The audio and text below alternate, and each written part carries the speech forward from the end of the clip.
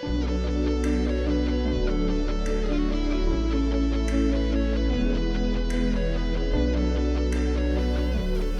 Kia Optima has long been one of the best looking sedans on the road, and now it's gone.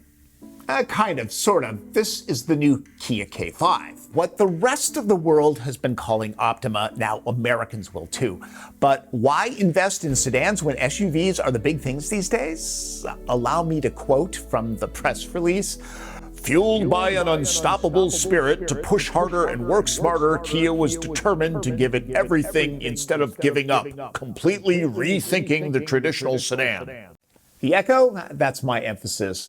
Maybe not completely rethought. It does only have 4 doors still. A little something different from me today. I'm going to give you a preview of the 2021 Kia K5 and what to expect from it when it drops this summer. A little music, please.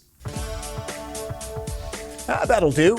Keep in mind that the white car in the video is the GT line model. The blue is the higher performance GT. Kia says the design language incorporates Stinger DNA while giving it a new future design language. The new modern Tiger face is wider and thinner with a front mesh grille inspired by shark skin. The car gets more of a fastback look this time around with a chrome strip that spans the roofline and then wraps around the rear glass. Kia calls these heartbeat daytime running lights. Taillights can be had with LED dashes across the back. K5 is built on the new N3 architecture. It's about 2 inches longer and an inch wider and lower now. It's powered by an all-turbocharged lineup now. There's a new 2.5-liter 4-cylinder that produces 290 horsepower and 311 pound-feet of torque. There's a new standard 8-speed automatic plus an available 8-speed wet dual-clutch transmission. The base engine is a 1.6-liter turbo 4, making 180 horsepower and 195 pound-feet of torque. This gets continuously variable valve duration functionality.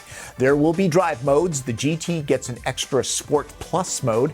And finally, all-wheel drive with snow mode is coming to Optima, K5. It's a front drive-based system. K5 is not looking to replace Stinger.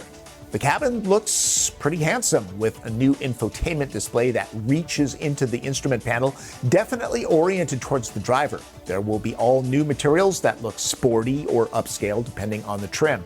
Kia has upgraded the space with an aircraft-type shift knob. A panoramic sunroof will be available, as will be a flat-bottom sports steering wheel here on the GT and GT line models. Kia says the center of gravity is lower, so that and tuning by Albert Biermann, I will assume, sounds promising. It's supposed to be quieter too, with laminated windshields on all K5s.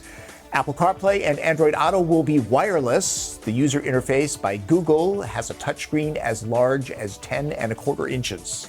When it comes to safety, automatic emergency braking with pedestrian detection is standard. An augmented system that detects cyclists is optional. Driver attention warning and lane keep assist is also standard. A system that helps to prevent collisions when turning left will be optional.